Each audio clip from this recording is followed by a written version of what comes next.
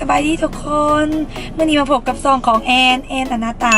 เป็นซองที่แอนตั้งขึ้นใหม่เนาะแต่ก่อนแอนจะเห็นวอล์กลงซองของแซมจารินเนาะตอนนี้แอนนากำลังจะไปนครหลวงวิงจานแล้วก็วังเวียงไปงานแต่งของหมู่ซึ่งเป็นหมู่ชนิดที่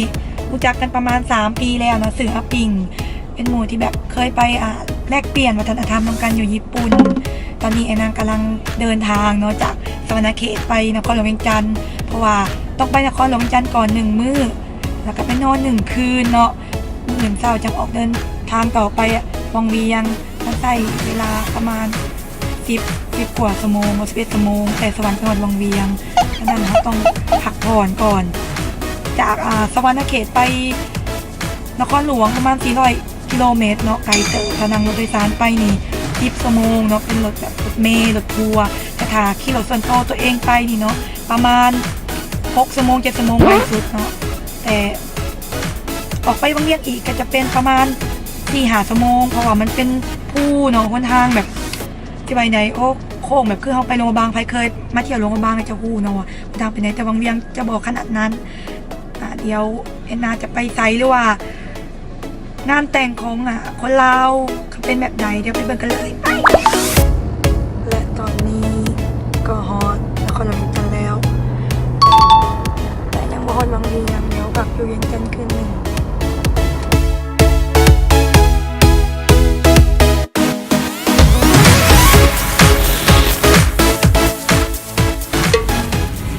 ทุกคนตอนนี้แอนนาออกมาอยู่แถวสวนจอหนูเนาะบอลที่มีแคมป์ทางสวนจอหนูมีตัวดีพร้อมแต่มันมีเต็นท์แดงๆที่แบบหลายๆคนจะมาถ่ายวอล์กแล้วก็เขาจะมาเที่ยวเนาะตอนนี้แอนนากะเจอกับหมู่คนหนึ่งเนาะซึ่งเราเป็นฝ่ายกระโปรงเดี๋ยวแอนนาที่ให้เบิ่งเนาะและนี่ก็คือคนที่แอนนามาเจอเนาะในน้ำโต๊ะไหมเจ้าชื่ออย่างฮะต่อยเหรอเอาเรื่องของโต๊ะไหมมีธุรกิจอย่างเดียวนี่นะเดี๋ยวนี้ป่ะเป็นหมอเป็นหมอวะโอ้เลิศแท้อันนี้เป็นหมูแอนนาเนาะอยู่วียังตึงเคยปัวจุกมาก็ดีเป็นหมอปัวสิวเนาะผู้ใดแบบมีปัญหาเรื่องสิวติดต่อกันได้เนาะเดี๋ยวเขาที่ขึ้นลิงก์ด้านล่างให้เนาะ Facebook ติดต่อกันได้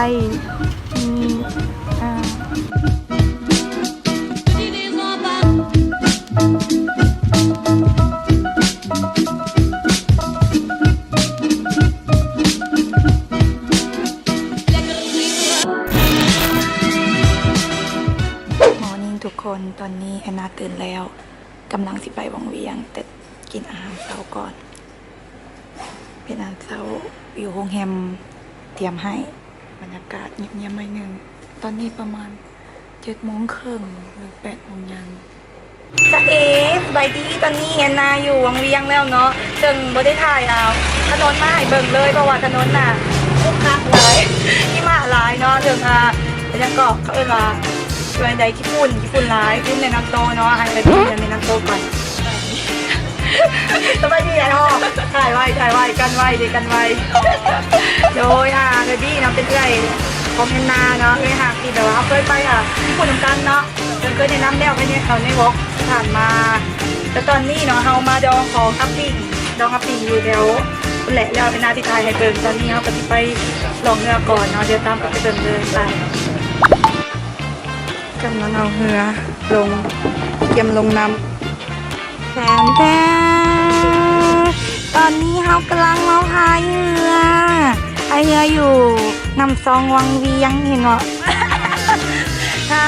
ยมัวเลยพายมัวเนาะพายมาเป็นมัวบรรยากาศแบบแน่นเรื่องของมันลอยเลยเป็นตับเนี่ยเคยพายเนาะ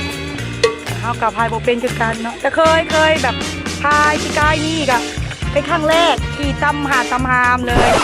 แต่ว่าน้ำนิ่งหลายเราที่ถ่ายน้ำให้เบิ่งเห็นบ่มาแล้ว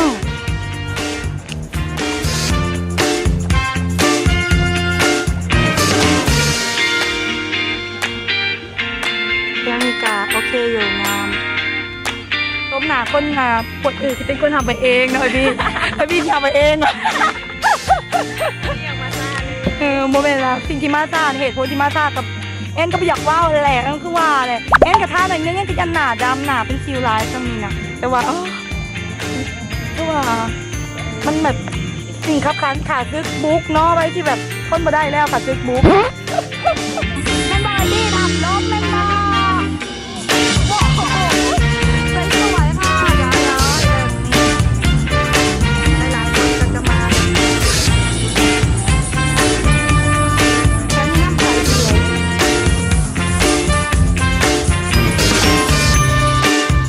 นี่แม่คือเท้าป่ามาให้เต็มไปด้วยหมอกควันหมอกจางๆเลยมาอีกแล้วว้าว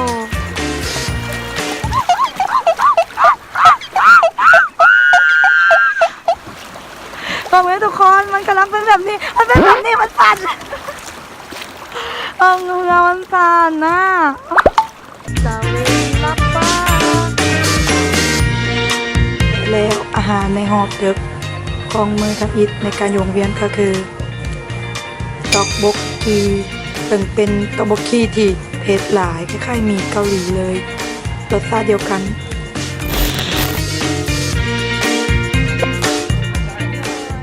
ตอนนี้เรากำลังการเคียมถาการประตูเงินประตูทองงานดองตอนเช้าของอาปิงเอาโทรศัพท์ถ่ายอีกแล้ว กล้องถึกน้ำกล้องสลวนสเลถ่ายได้แต่รูปแต่ถ่ายวิดีโอบ่ได้ครับเคยกำลังมาตอนนี้แอนนากั้นประตูเงินประตูคำอยู่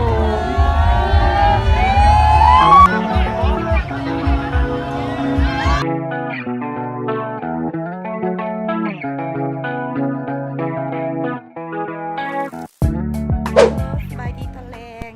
ตอนนี้เฮากำลังสิไปดองแต่ว่าแอนนามีแนวเซอร์ไพรส์อันหนึ่งก็คือแบบแปลกใจอะบอกว่าเซอร์ไพรส์เนาะแบบตัวเองกับบอกเคยแบบว่าใส่สุดดองเต็มเบิ่งไปเต็มที่ไว้ขับ น้องไอบี้ใส่สุดแบบว่าเต็มที่จะผ่านย่างอะแบบหนักท่องเที่ยวต่างประเทศเบิ่งเด้อได้หลายสบายดีตอนสบายดีตอนค่ำอย่างที่ว่าไว้เนาะว่าแอนนาจะพามาเบิ่งงานแต่งงานของหมู่เนาะอยู่วังเวียงตอนนี้แอนนากับนี่ในดอกไม้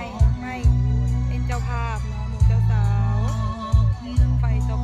ห่อนลายตัวผมมาอันนี้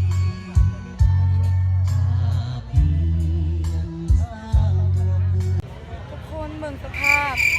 ตอนนี้ก็บ่ายโมงยังแล้วบ่ายโมงคืนแล้วเติมกำลังติกับวงเงียมตอนนี้กำลังตื่นโรตีอยู่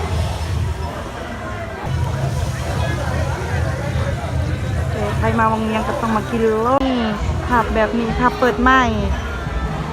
บีว่าผับก่อนซากุระผับแบบนี้มันจะเป็นแบบบรรยากาศหนังฟิวโอ้ยรถทานตอนนี้เขาอยู่ใส่แล้วไอ้บียังอยู่วังเวียงคือกันสามมือแล้วอยู่วังเวียงจะไปได้มือขึ้นนี่กะคือว่าตัดตอนมันจะอยู่ฮันโรตีเนาะวอกแบบงงกล้องกระเพาะบริถ่ายวอกแบบบ้าบ้านปฏิมาผู้ชายมาตั้งใจที่มาถ่ายดองแต่บริถ่ายจับยังไม่ได้เลยเดี๋ยวที่อินเสิร์ตรูปเจ้าสาวขึ้นในเบิงเอาเพราะว่าแอนนาไม่ได้ถ่ายวิดีโอให้เบิงทำอาจจะได้ครับมีปัญหาด้านเทคนิคหน่อยหนึ่งเนาะนี่เหมือนประเภทพวกเบเกอรี่